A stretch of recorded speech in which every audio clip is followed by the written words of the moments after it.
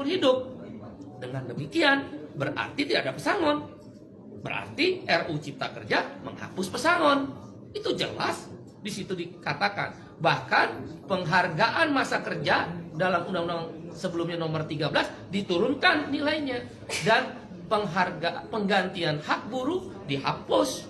Dibalikan kesepakatan pasti pengusaha menolak. Jelas pesangon hilang. Yang ketiga adalah penggunaan outsourcing yang masif. Yang sebelumnya outsourcing hanya 5 jenis pekerjaan, sekarang diperbolehkan. Sekarang semua jenis pekerjaan dan tidak ada batas waktu. Seumur hidup anak kita, para ibu yang susah-susah menyekolahkan anaknya, yang berjibaku pontang-panting mencari rezeki tambahan menyekolahkan anaknya, negara membuka ruang. Para agen, saya quote and quote, bukan berarti seperti itu, tapi quote and quote tanda petik, menjual buruh kepada pengusaha-pengusaha yang serakah itu. Karena sekarang bisa melalui agen bebas seumur hidup dan tidak jelas masa depannya. Yang keempat adalah alasannya karyawan kontrak sekarang bebas. Dulu karyawan kontrak harus ada persyaratan.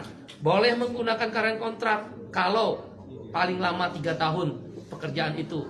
Jenis pekerjaan tertentu, untuk pre-pro, bukan mass product, bukan produksi massal dan sebagainya. Sekarang syarat itu dihapus, dibolehkan menggunakan karyawan kontrak semua jenis pekerjaan dengan batas waktu tidak tertentu. Wahai ibu-ibu dan bapak-bapak, anak-anak kita terancam dengan masa depannya yang dikontrak seumur hidup tanpa kejelasan nasibnya, dan di outsourcing seumur hidup melalui para agen-agen pekerja yang menampung pekerja itu. Berbahaya buat negara ini, terlalu liberal, tidak ada perlindungan negara kepada rakyatnya.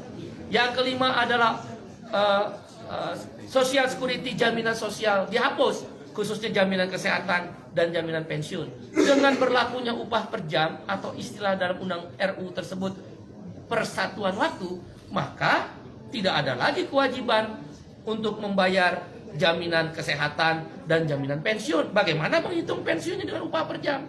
Ditambah dengan adanya outsourcing dan karyawan kontrak yang bebas, siapa yang bayar jaminan pensiun para buruh dan pekerja itu? Dunia pekerjaan Indonesia terancam, pekerja-pekerja lokal terancam. Ditambah yang keenam alasannya adalah tenaga kerja asing. Dulu harus mendapatkan izin menteri, sekarang hanya sekedar pengesahan tanpa perlu izin menteri. Siapa yang kontrol bahwa buruh kasar tenaga kerja asing bisa masuk?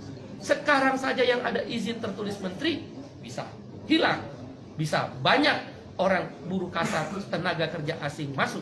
Sudahlah outsourcing, sudahlah kontrak bebas, sudahlah upah murah, sudahlah masa depan tidak ada, buruh-buruh asing bisa bekerja di startup dan lembaga pendidikan sekarang bebas untuk memakai jasa tenaga kerja asing. Itu berbahaya, mengancam pekerja lokal. Yang ketujuh adalah yang kita sebut dengan waktu kerja. Sekarang ini minimal adalah maksimal adalah 7 jam sehari dalam 6 hari kerja, Senin sampai Sabtu, atau 8 jam sehari dalam 5 hari kerja, Senin sampai Jumat. Dalam RUU Cipta Kerja dihapus semuanya. Hanya dikatakan maksimal 40 jam seminggu. Berarti orang boleh bekerja, buruh dipaksa bekerja 14 jam seminggu.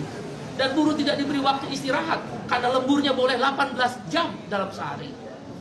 Dalam seminggu, maksud saya 18 minggu.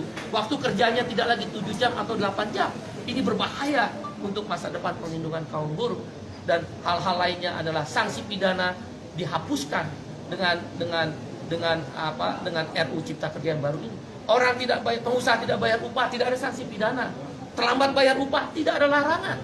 Kalau begitu kalau saya pengusaha bisa bayar upah 3 bulan sekali dong. Di mana negara kalau begitu?